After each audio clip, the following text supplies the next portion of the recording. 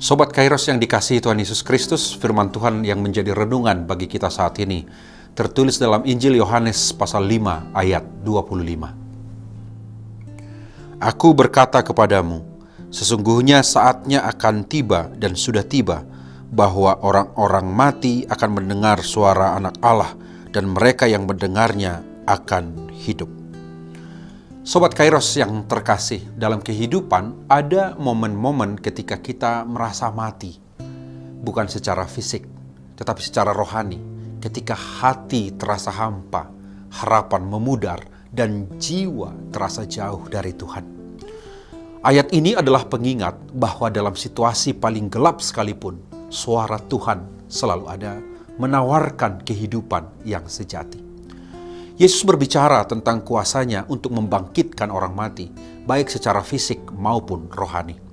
Secara fisik, Yesus menunjukkan kuasa ini dalam kebangkitan Lazarus, anak Yairus, dan anak seorang janda di Nain.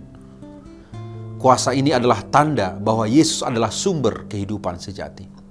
Secara rohani, banyak dari kita yang mati dalam dosa, mati dalam rasa bersalah, dan mati dalam ketakutan.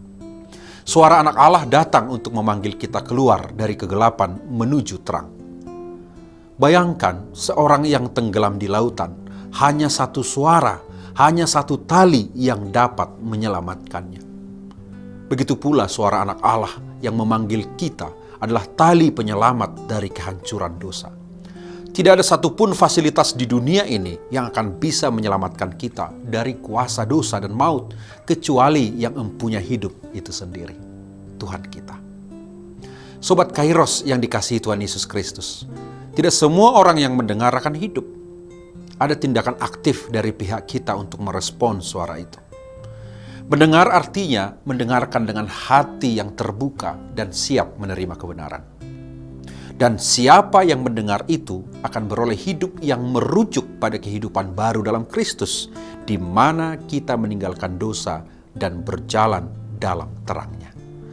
Pertanyaannya sekarang Sobat Kairos, apakah kita sungguh mendengarkan suaranya dalam doa-doa kita, dalam firman-Nya, dan dalam pelayanan-pelayanan kehidupan kita? Apakah ada area dalam hidup kita yang perlu kita serahkan kepadanya untuk dibangkitkan? Sobat Kairos yang terkasih, dalam memaknai masa-masa Advent ini, kita diajari untuk menghidupi pengharapan kita, sebagaimana Tuhan Yesus berkata bahwa saatnya sudah tiba. Kehidupan yang dijanjikan bukan hanya untuk masa depan, tetapi untuk masa sekarang. Itu menjadi satu dimensi pengharapan Advent, bahwa dalam Kristus kita tidak hanya menunggu hidup kekal, tetapi mengalami kehidupan yang penuh damai, sukacita, dan tujuan kehidupan mulai hari ini. Roh Kudus memampukan kita untuk hidup sebagai saksi yang menunjukkan kuasa kebangkitan Kristus. Sebagai orang percaya, kita dipanggil untuk mendengar suara Anak Allah setiap hari. Dia memanggil kita keluar dari kematian rohani menuju kehidupan yang berlimpah. Dengarkan suaranya, tanggapi dengan iman, dan jalani hidup baru yang telah Ia berikan. Selamat beraktivitas Sobat Kairos. Tuhan Yesus memberkati kita semuanya. Amin.